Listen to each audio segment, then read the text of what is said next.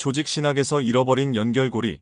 이스라엘로는 메시아닉 유대인 신학자 아놀드 지 프루첸바움 박사가 오늘날 기독교계의 4대 학파, 즉 언약무천년주의 학파, 언약후천년주의 학파, 언약전천년주의 학파, 세대주의 학파 등 각 학파의 신학자들이 세운 성경 주석 교리를 비교 비평한 저서로 성경의 참된 진리를 추구하는 목회자, 신학도 그리고 신자가 필독해야 하는 가장 유용하고 가치 있는 주석서입니다. 기독교계라 함은 세계 기독교 3대 종파인 로마 가톨릭, 동방정교, 프로테스탄트, 개혁교회 외에 성경을 근거로 했다고 주장하는 세계의 다른 모든 교파, 예를 들어 모르몬교, 여호와의 증인, 통일교, 신천지 등과 같은 이단교파가 총망라된 단체를 말합니다. 오늘날 기독교계의 거의 모든 교단은 사실상 언약무천년주의 학파의 교리를 지지하고 따릅니다. 언약무천년주의 교리의 기본 개념은 구약성경의 이스라엘이 교회이고 신약성경의 교회가 이스라엘이라는 전제하에 신약성경으로 구약성경을 영적으로 우화적으로 해석합니다. 이러한 해석을 근거로 무천년주의자들은 하나님의 택함을 받은 유대인이 초림하신 예수님의 메시아 되심을 거부함으로써 버림을 받았기 때문에 아직 성취되지 않은 구약성경에서 이스라엘에 약속된 일들은 지금 영적 이스라엘인 교회가 성취하고 있다고 주장합니다. 이 주장을 뒷받침하는 계시의 말씀이 성경에 기록되어 있을까요? 소수에 불과한 언약 후천년주의자, 언약전 천년주의자 또는 역사적 전천년주의자, 세대주의자는 어떤 교리를 지지하고 따를까요? 구약성경의 호세아 선지자는 하나님의 택함을 받은 이스라엘이 멸망할 것이라고 BC 약 700년경에 이미 경고했었습니다. 호세아 4장 6절. 이스라엘 유대인은 로마 제국의 속국하에서 메시아를 갈망하고 있었음에도 불구하고 약 2000년 전 초림하신 예수님의 메시아 되심을 거부함으로써 AD 70년에 로마군에 의해 멸망했고 전 세계로 흩어짐을 당해 오늘날까지 박해를 받고 있습니다. 선지자 호세아가 경고한 대로 이스라엘은 창조자 하나님을 믿지 않아서가 아니라 하나님을 아는 지식이 부족했기 때문에 멸망했습니다. 오늘날 교회 신자는 어떠한가요? 예수님이 구세주이심을 믿지 못해서가 아니라 유대인과 마찬가지로 성경을 아는 지식, 즉 예수 그리스도를 아는 지식, 즉 예수 그리스도께서 하실 일에 대한 지식이 부족하다면 돌이킬 수 없는 상황에 놓일지도 모릅니다. 성경이 창조자 하나님의 참된 말씀이라는 증거는 성경에 예언된 일들입니다. 구약 성경의 선지자들은 약 2000년 전에 멸망한 이스라엘이 회복해서 재림하신 메시아와 함께 예루살렘 도성에서 1000년간 세상을 통치할 메시아의 천년왕국에 관하여 예언하고 있습니다. 이 예언이 성취될 것을 나타내는 징표가 이미 세상에 나타났습니다. 바로 1948년 5월 14일 유대인이 약속의 땅 팔레스타인에 약 2000년 전 멸망한 이스라엘 국가를 재건했습니다. 이스라엘이 존재하지 않으면 이 예언은 결코 성취되지 않을 것입니다.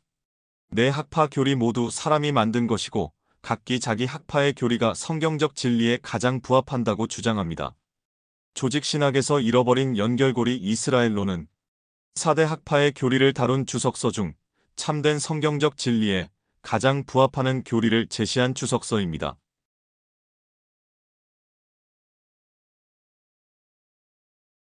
2. 하나님의 왕국. 언약 후천년주의자들은 교회를 새 이스라엘과 동일시할 뿐만이 아니라 오늘날 교회를 하나님의 왕국과 동일시합니다. 호지는 그리스도께서 오신 이후 왕국의 상태를 다음과 같이 서술합니다. 종교는 본질적으로 내적 상태가 영적이기 때문에 참으로 거듭난 자들로 구성된 그리스도의 왕국은 선함이 외적인 표현을 통해 드러나는 경우를 제외하고는 눈에 보이는 몸이 아니다. 그러함에도 불구하고 그리스도께서 백성에게 외부 사회에서 조직해야 할 의무를 부여하셨기 때문에 세상에는 가시적인 그리스도의 왕국이 존재하고 또 반드시 존재해야 한다. 그리스도인들은 공정 예배, 구성원의 입회 및 제명, 성스러운 의식의 집전, 진리의 유지 및 전파를 위해 연합해야 한다. 그러므로 스스로 교회를 형성하고 참된 종교를 고백하는 모든 사람과 그들의 자녀들로 구성된 지상의 가시적인 그리스도의 왕국을 총체적으로 구성한다. 오늘날 왕국의 가시성은 조직된 유형 교회에서 볼 수 있습니다. 오늘날 가시적인 왕국, 즉 유형교회는 참된 종교를 고백한 모든 사람과 그들의 자녀들로 구성되어 있습니다. 호지는 장로교 교인이었습니다. 하지만 침례교 후천년주의에서는 자신의 신앙을 실행할 수 없는 아이들은 포함되지 않았습니다. 호지에 따르면 오늘날 이 눈에 보이는 그리스도의 왕국의 본질은 네 가지입니다. 첫째, 영적이다. 다시 말하면 이 세상에 속한 것이 아니다. 둘째, 그리스도의 왕국은 범그리스도교적, 즉 보편적이다. 참된 종교를 고백하는 모든 사람을 받아들인다. 셋째, 이러한 형태의 그리스도 왕국은 일시적이다. 구원을 완성하기 위해 죄 없이 두 번째로 오실 때 더 높은 형태로 합쳐질 것이다. 외적 조직으로 특정 목적에 응답하도록 설계되어 그러한 목적이 완성되면 끝날 것이다. 넷째, 그리스도의 왕국은 민주주의도 아니고 귀족제도 아니며 참으로 그리스도께서 절대 주권자가 되시는 왕국이다. 호지가 오늘날 그리스도의 왕국의 본질이라고 묘사하는 것은 오늘날 교회에 대해서도 마찬가지입니다. 호지의 생각에 이 둘은 동일하기 때문입니다. 사실 하나님의 왕국에 대한 논의가 끝날 무렵에 호지는 다음과 같이 말합니다. 이러한 몇 가지 요점의 발전은 교회론, 즉 교회의 교리에 속한다. 후천년주의 이스라엘론에 영향을 미칠 핵심 사항은 현재 이 왕국의 형태가 일시적이며 재림 시에 더 높은 형태로 합쳐진다는 것이 예정되어 있다는 주장입니다. 왕국은 특정한 목적을 성취하기 위해 지금 여기에 있으며 그 목적이 달성되면 중단될 것입니다. 후천년주의자들에게 이러한 목적은 복음 전파를 수단으로 세계를 정복하는 것이 포함됩니다. 베트너는 그리스도의 오심과 함께 하나님의 왕국이 유대인에서 이방인으로 옮겨졌다고 가르칩니다. 이 주장을 증명하기 위해 먼저 마태복음 21장 43절을 인용합니다. 베트너는 이 구절의 국가를 교회와 동일시합니다. 하지만 교회가 국가라면 바울이 로마서 10장 19절에서 말한 내용과 모순되는데 하나님께서 유대인은 국가가 아니며 교회는 그냥 모든 민족의 개개인으로 구성된 존재라고 하셨습니다. 마태복음 21장 43절은 다른 세대의 이스라엘을 의미하는 것으로 이해하는 것이 더 나을 것입니다. 예수님 당시의 유대인 세대는 왕국을 거부했습니다. 그래서 왕국을 받아들일 후세의 유대인 세대에 그 왕국이 제시될 것입니다. 베트너가 인용한 누가복음 21장 24절은 예루살렘이 이방인 손으로 멸망하게 된다는 예언이 AD 70년에 성취되었기 때문에 적용하기 어렵습니다. 그 구절에 하나님의 왕국이 유대인 손에서 이방인의 손으로 옮겨지는 것에 대해서는 아무 말도 하지 않습니다. 베트너가 인용한 로마서 11장 25에서 26절도 요점을 벗어나 있고 그 때문에도 역시 하나님의 왕국이 유대인에서 이방인 통치로 이전된다는 말이 전혀 없으며 다만 부분적으로 일시적인 기간, 다시 말하면 이방인의 충만함이 찰 때까지 이스라엘이 눈이 멀었다는 것만 말하고 있습니다. 러쉬두니도 또한 하나님의 왕국을 지상의 교회라고 정의합니다. 3. 모세의 율법. 후천년주의의 공통적인 요소는 모세의 율법이 여전히 유효하다는 것입니다. 호지는 하나님의 율법은 영원히 변치 않는다. 폐지될 수도 없어질 수도 없다. 라고 말합니다. 이것은 두 가지 질문과 씨름하게 됩니다. 첫째, 율법은 실제로 누구에게 주어졌는가? 둘째, 율법은 오늘날 어떻게 적용되는가?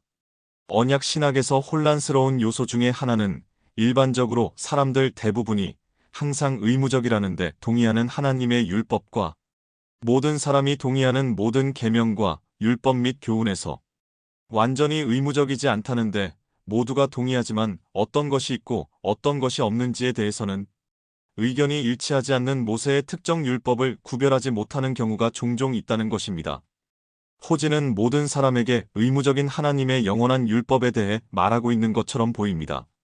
하지만 호지가 인용하는 성경은 모세의 율법에서 나온 것으로 특히 그 율법의 613개 계명에 대해 구체적으로 말하고 있습니다. 호지조차도 613개 모두가 여전히 의무적이라고 믿지 않았습니다. 모세의 율법은 이방인이 아닌 이스라엘을 위해 특별히 제정되었습니다. 실제로 율법에서 해방된 사람들은 율법 아래 있던 사람들이며 이방인이 아니라 유대인이었습니다. 이스라엘을 이방인과 동일시하는 호지의 주장은 하나님의 영원한 율법과 모세의 율법 사이의 혼란을 야기하고 결국 모세의 율법에서 해방된 자가 누구인지에 대해서도 혼란을 일으킵니다. 이러한 혼란 때문에 어떤 의미에서 모세의 율법 전체가 여전히 불신자에게 유효합니다. 왜냐하면 하나님의 율법은 불변하고 하나님의 율법은 폐지되지 않기 때문입니다. 하지만 호지는 나중에 자신의 주장한 것과 모순되는 것으로 보입니다. 이와 똑같은 혼란은 호지가 율법으로부터의 구속을 논할 때 다시 나타납니다. 호지는 여기서 어느 율법을 의미할까요? 하나님의 영원한 율법을 암시합니다. 타락한 이후 사람은 이러한 요구를 충족시킬 수 없기 때문입니다. 그러나 사람은 율법을 완성하거나 폐지해야 합니다. 하지만 호지가 인용한 구절은 모세의 율법에서 나온 것으로 모세의 율법을 언급하고 있습니다. 율법책에 기록된 모든 것을 준수하라 라는 말은 모세의 율법의 613개 계명에 관한 것입니다. 그러나 호지는 오늘날 모든 계명을 지킬 의무가 있다고 주장하지 않았습니다. 언약신학자들은 율법에 관하여 늘 이런 식으로 혼란을 일으킵니다. 이러한 혼란의 원인은 이스라엘과 교회를 구별하지 않았기 때문입니다. 이러한 실수는 일반적인 하나님의 율법과 특정한 모세의 율법 사이의 혼동으로 이어집니다. 누가 어느 율법 아래에 있었고 실제로 율법에서 해방된 자가 누구였는가에 대한 혼란입니다.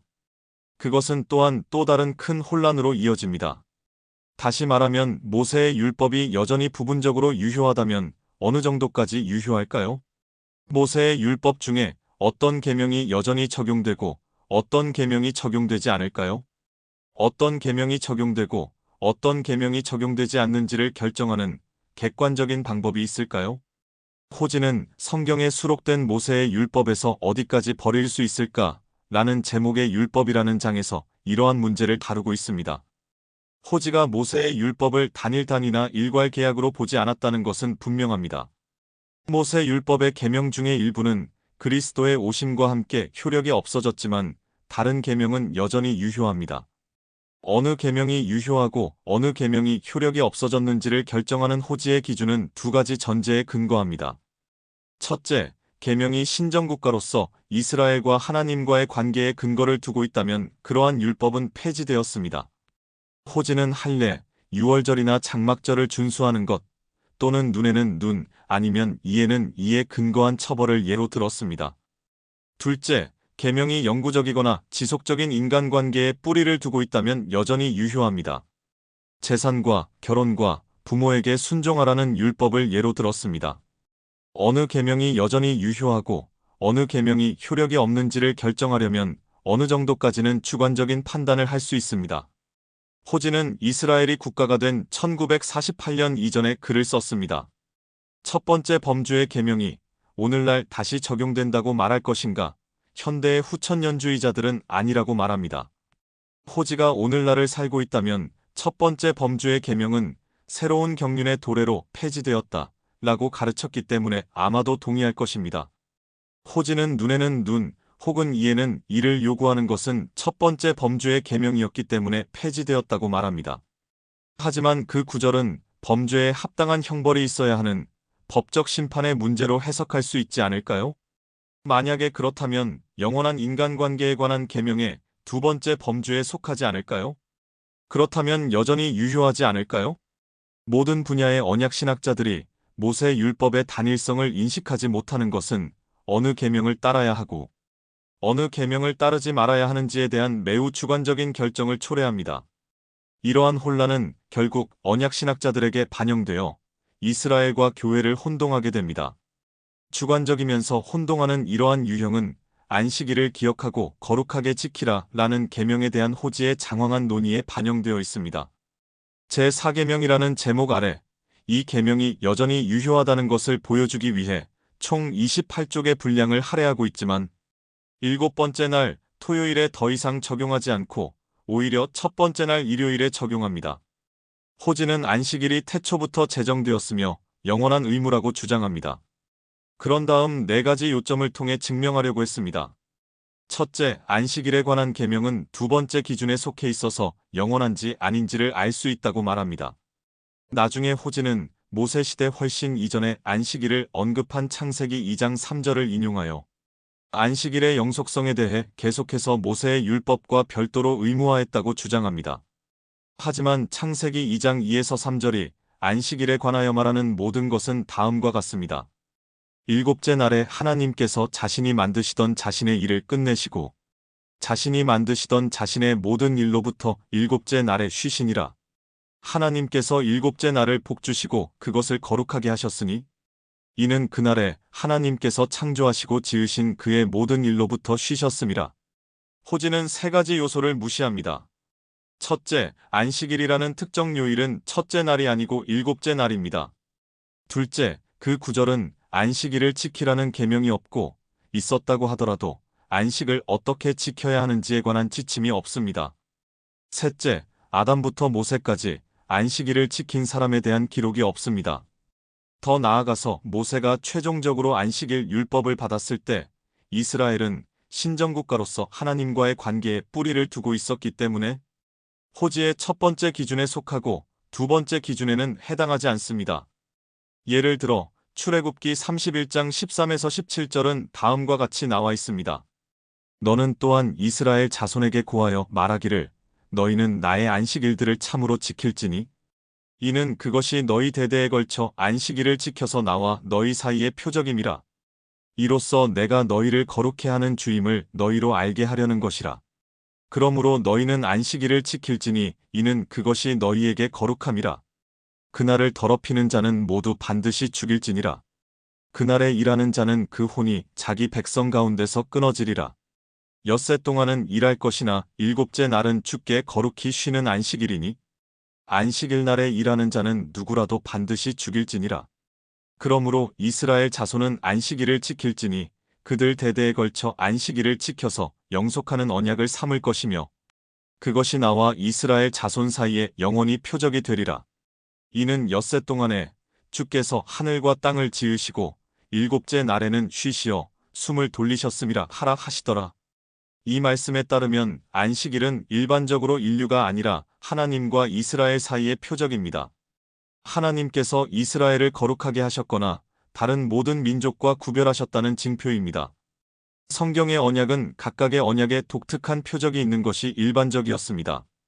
예를 들면 무지개는 노아 언약의 표적이고 창세기 9장 12에서 17절, 할례는 아브라함 언약의 표적입니다. 창세기 17장 9에서 14절. 안식일은 시내산에서 이스라엘과 맺은 모세 언약의 표적입니다. 이 언약에 근거하여 이스라엘은 하나님의 독특한 백성으로 택함을 받았습니다. 출애굽기 19장 4에서 6절. 안식일은 그러한 관계의 표적입니다. 안식일은 분명히 호지의 첫 번째 범주에 속해 있고 두 번째 범주에 속해 있지 않습니다. 나중에 신명기 5장 15절에서 모세 율법에 유사한 논점이 언급됩니다.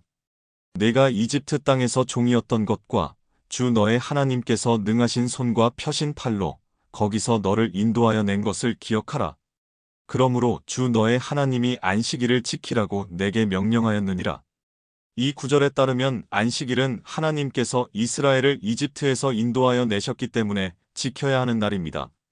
그 근거로 모세 언약이 맺어졌고 출애굽기 19장 4에서 6절, 안식일은 그 언약의 표적입니다. 출애굽기 31장 13절 17절. 다시 한번 강조하지만 안식일을 지키는 것은 하나님과 이스라엘과의 특별한 관계에 뿌리를 두고 있습니다. 선지서 중에서 똑같은 논점이 에스겔 20장 12절과 20절에 언급되어 있습니다. 또 나는 그들에게 내 안식일도 주었으니 나와 그들 사이에 표적이 되게 하고 그들로 내가 그들을 거룩하게 하는 주인 줄 알게 하려는 것이라. 또 내 안식일들을 거룩하게 하라.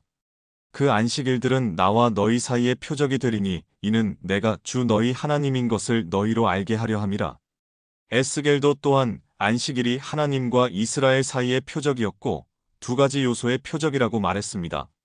하나님은 이스라엘의 거룩하신 분이고 여호와는 이스라엘의 하나님이십니다. 안식일의 영속성은 호지의 주관적인 기준에 근거하더라도 증명하지 못합니다. 안식일 계명의 연속성에 대한 호지의 두 번째 증거는 창세기 2장 2에서 3절에 주어진 안식일을 지키라는 원래의 의무가 10계명에도 주어졌기 때문에 모든 사람에게 영원한 의무라는 것을 의미합니다. 문제는 창세기 2장 2에서 3절에 그러한 의무가 없고 모세 이전에 안식일을 지킨 사람이 있었다는 증거가 없다는 것입니다. 안식일 계명의 영속성에 대한 호지의 세 번째 주장은 이 계명을 어겼을 때의 형벌이 사형이었다는 사실에 근거합니다. 여기서 호지의 논리는 납득하기 어렵습니다.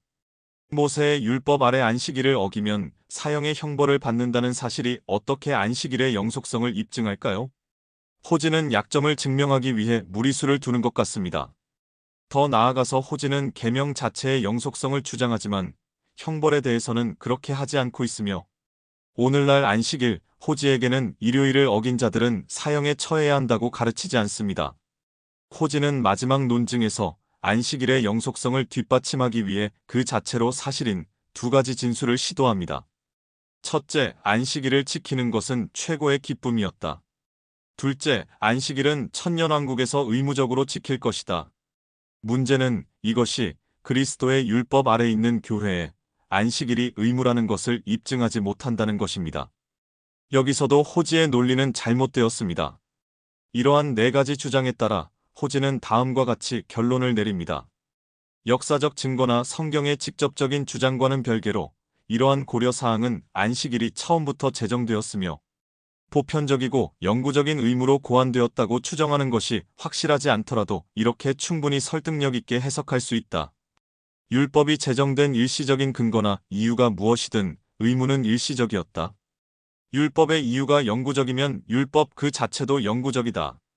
호지는 입증된 대로 안식일의 영속성을 설득력 있게 주장하고 선언함으로써 희망적인 생각을 계속 유지합니다.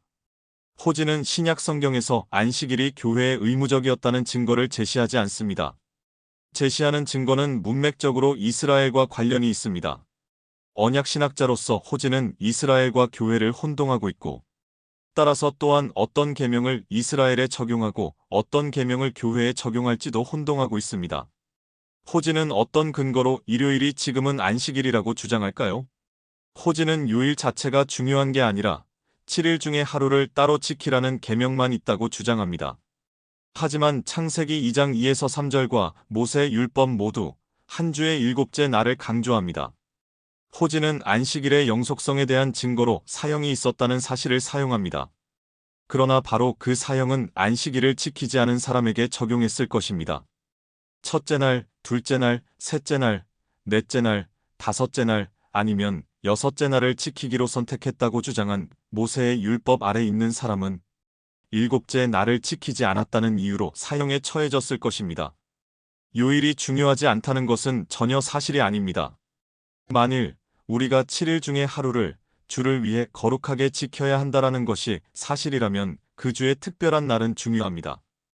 호지가 인용한 성경 구절은 모두 일곱째 날을 다루고 있기 때문입니다.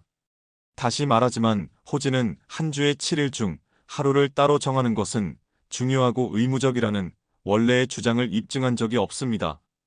모세 율법에 근거하여 안식일을 지키라고 주장하면서 모세 율법이 요구하는 정확한 요일을 무시하는 것은 일관성이 없습니다.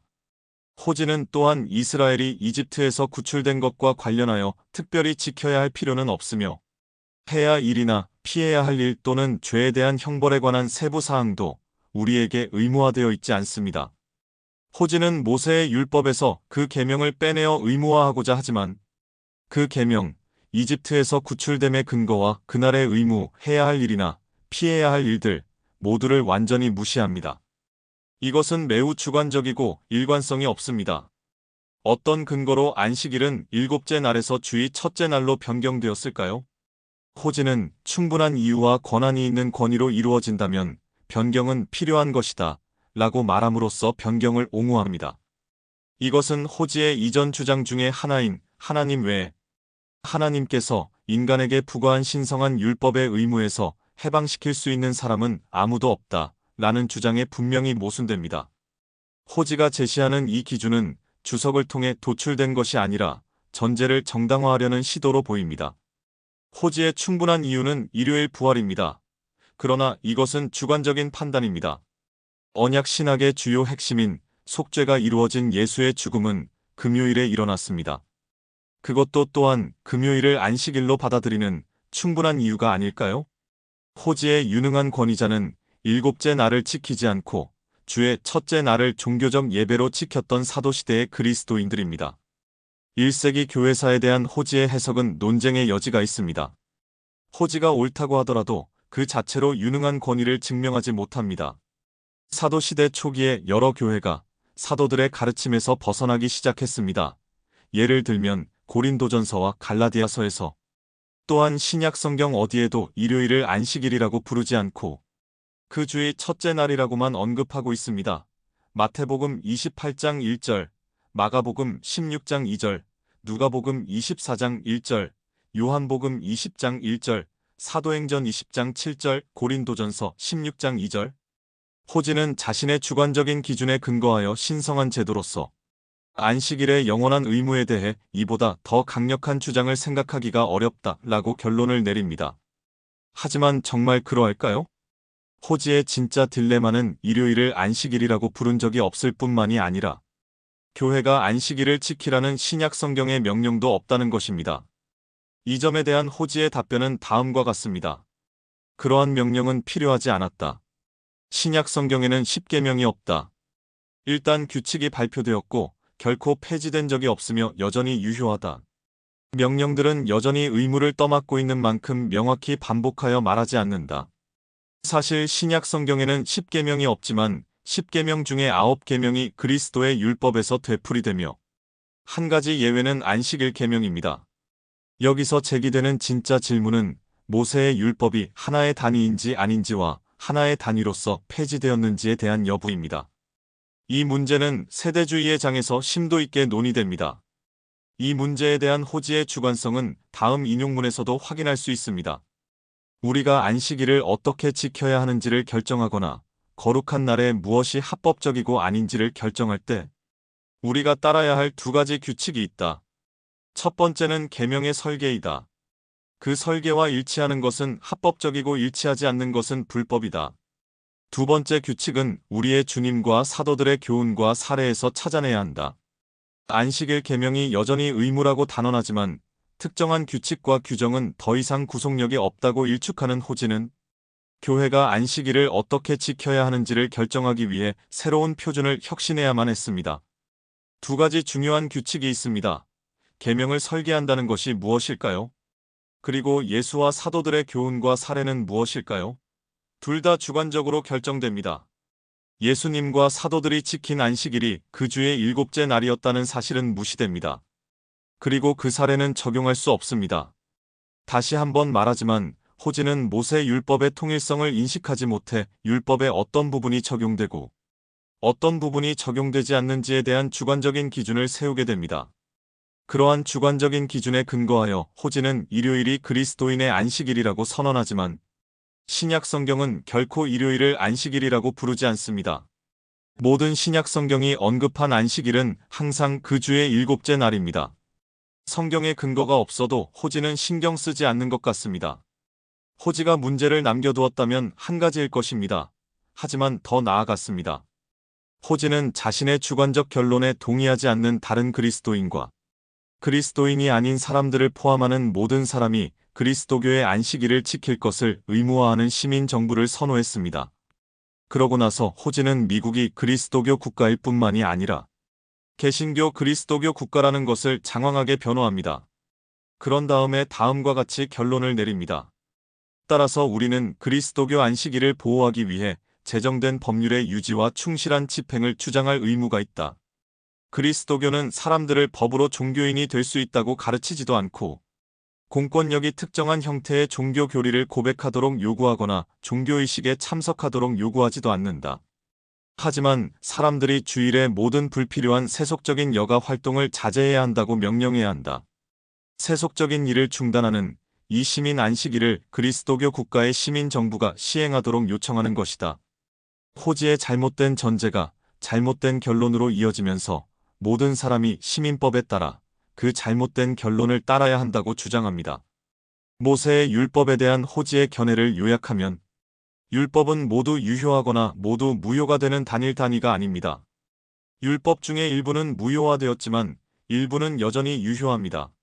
어느 부분이 유효하고 어느 부분이 그렇지 않은지를 결정하는 방법은 정말 분명치 않고 대체로 주관적이지만 기준은 있습니다.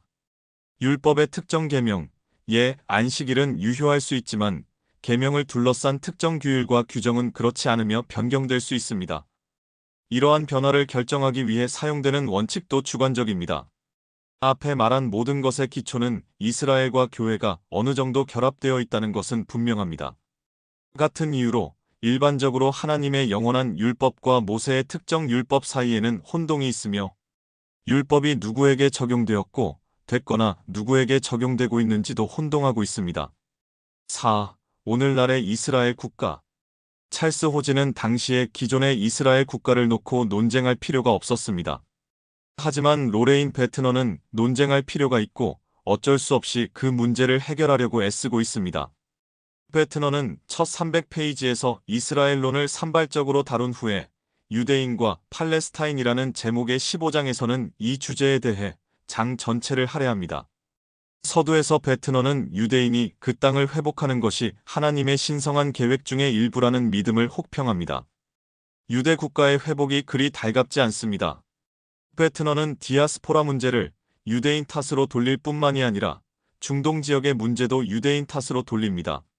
아랍인들이 완벽하지 않다는 것을 인정하면서도 여전히 책임 중의 대부분을 유대인 탓으로 돌리고 있습니다. 베트너는 거친 용어로 유대인은 그 땅에 대한 어떠한 권리도 없다고 부정합니다. 사실 유대인은 어디에도 속하지 않다고 주장합니다.